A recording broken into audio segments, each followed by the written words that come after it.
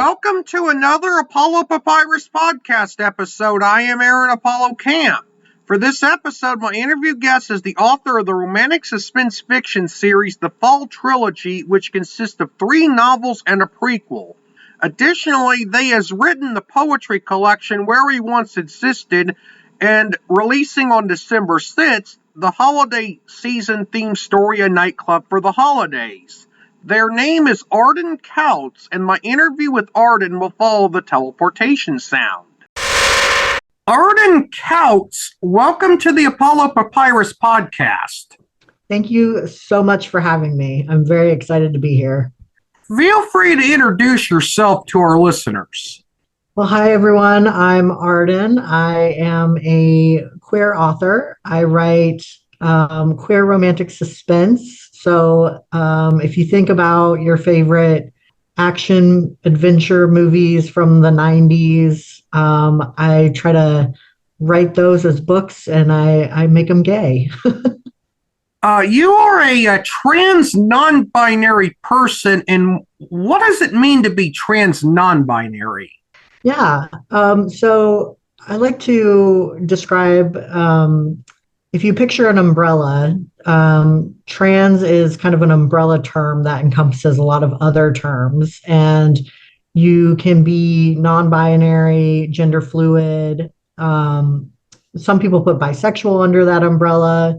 And essentially what non-binary means is that I don't identify as female or male. I identify somewhere in the middle, or as neither. So I kind of like to say that I envision myself as being a blob, but I mean it in a good way. And liken myself to the lumpy space princess from Adventure Time. So that's my own definition. But yeah, essentially, trans masc means I lean more masculine. So trans non-binary is just not really identifying as either. You're the author of the Fall Trilogy, which currently has 2 novels plus a prequel novella published, with a 3rd novel set to be released around the time this interview becomes available to listen to on November 12th. Without spoiling too much of the novels in the Fall Trilogy, as well as the prequel novella, what are they about? Ooh, yes. Great question. The Fall Trilogy follows, how do I want to describe this? You meet the POV changes in each book. So in book 1, you're introduced to a gender fluid bouncer, Gray, who meets a ER Dr. Hannah, and it is they are immediately curious about each other. And then there's a little bit of murder, some mystery, a vindictive ex, and the mafia. And that theme and plot goes through all 3 books. And each book is told from a different couple's POV, but all the same characters are there, if that makes any kind of sense. Why do you write romantic suspense? I grew up watching, again, those like late 80s, early 90s action films, and absolutely loved them. Like if it had, Bruce Willis, Chuck Norris, like any Kurt Russell, I was watching it. And I think that has heavily influenced the type of books that I like to write.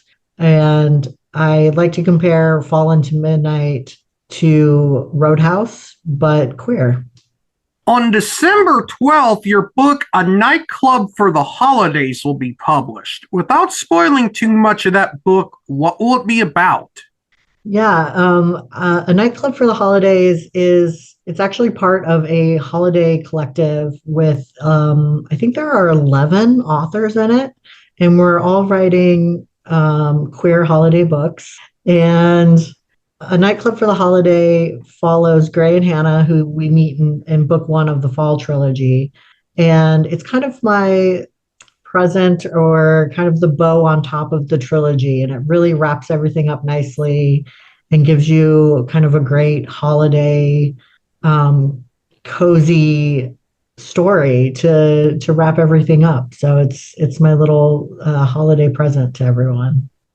You've also written the poetry collection Where We Once Existed. Without spoiling too much of your poetry collection, how many poems are in the collection, and what is the collection's overarching theme?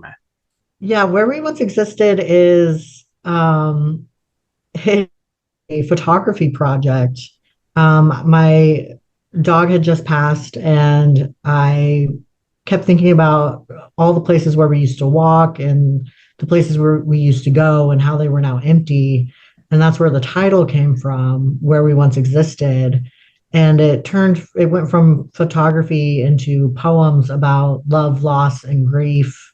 And I think the first book has, oh my gosh, 30 poems in it, maybe 30 to 40, I think. But each poem is paired with an illustration. And the overarching themes are love, loss, and grief. So there's a mix of kind of sad poems and happy poems and poems about that feeling in your chest that you get when you know something's ending, but you still want to stay in it. So a little bit of everything. And that book came out in 2023. And I'm currently working on a new collection of poems that I'm hoping to publish next year in 2025. Did you always want to be a writer, and why or why not? Yes. I started writing when I was, I think, 8 or 9. I started writing poetry. And I was raised by a parent that was an avid reader and kind of instilled that love of reading and writing in me at a very young age. And I kind of knew when I was younger that writing was something I really wanted to do. And I participated in writing contests and would submit my poems to my favorite authors in the mail. And I think reading and writing allowed me to escape a little bit and kind of dream up fantastical worlds rather than, the world that I was currently in, which was rural Nebraska. So it wasn't all that exciting. But in college, I continued to write and used it as a way to process grief and really process emotions. And in my 30s, my early 30s, I decided to really start pursuing writing and take it seriously and really started to focus and give it a good shot. And I think the reason why I enjoy writing so much is because it does allow you to create worlds and have conversations that you wish maybe people had had with you when you were younger or when you were going through things. And I don't know, it's kind of therapeutic for me. What inspires you to write, and how do you stay motivated to write? Yeah, inspiration. Oh, I love this question. It's one of the harder ones to answer, but also one of my favorite ones. I really am inspired by other authors around me. I love seeing fellow indie authors just doing amazing things with their work and I love just getting lost in their books. And that really inspires me to work on my own projects. And I also get a lot of inspiration from music. All of my books have a playlist that go along with them. And the playlists are made up of songs that have inspired me while I was writing. So the songs don't necessarily go well with the books. They're just what I listened to while I was writing and what kept me motivated.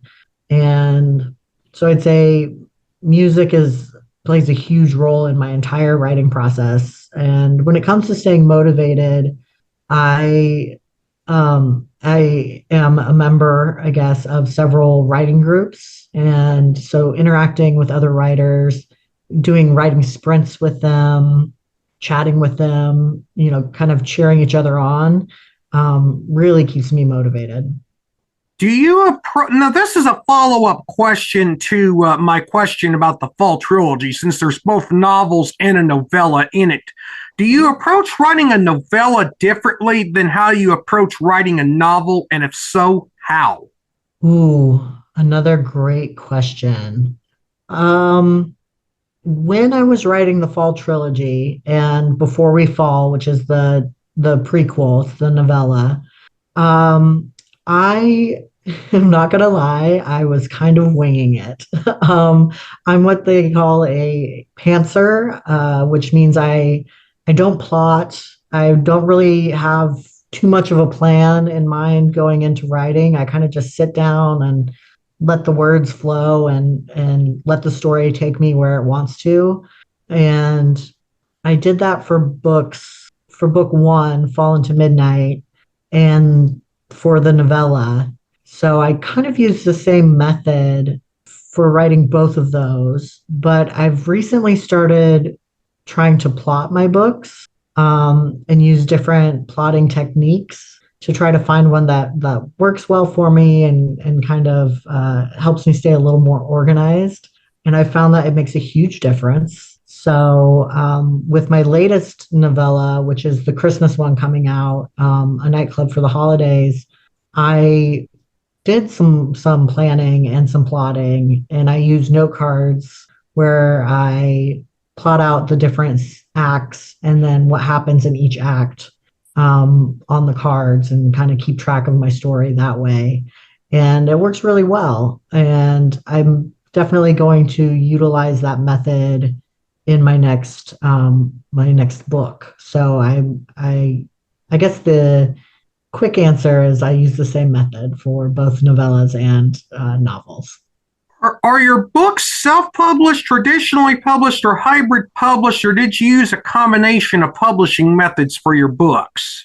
I am self-published, so I hope one day to maybe try to be traditionally published. But when I decided to start writing and to write the trilogy, I really wanted to get it out there fast, and indie publishing is kind of the best way to do that.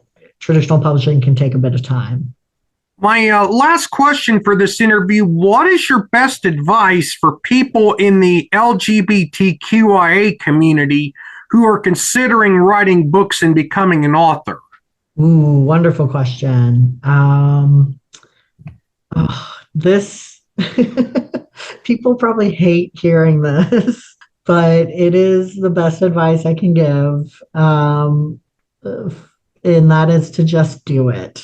And I know that is probably not very helpful, but sometimes you just got to lean into your passions and lean into what you love and try it and take that leap.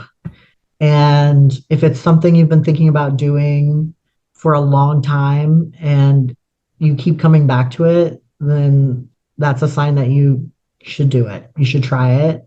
I would also say find other writers, in the LGBTQIA plus community or just in general, and make writer friends, because they are the ones that are gonna have advice on how you could publish your books. They will be able to help you find editors, help you find artists. I mean, really building that community of writers is wonderful.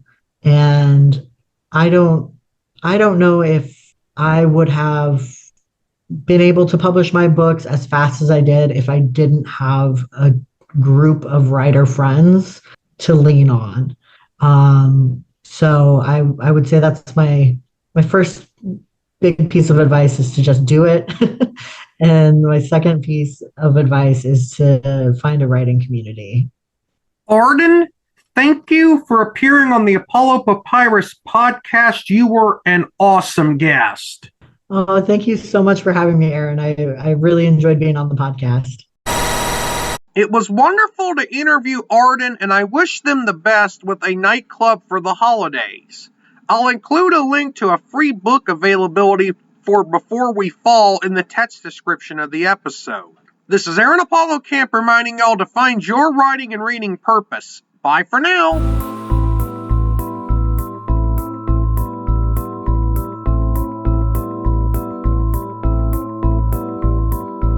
Copyright 2024, Aaron Apollo Camp, all rights reserved. This podcast episode is intended for the private listening of our audience. Any reuse or retransmission of this episode without the express written consent of the podcast host is prohibited, except under fair use guidelines. Royalty-free music and sound effects obtained from https://www.zapsplat.com.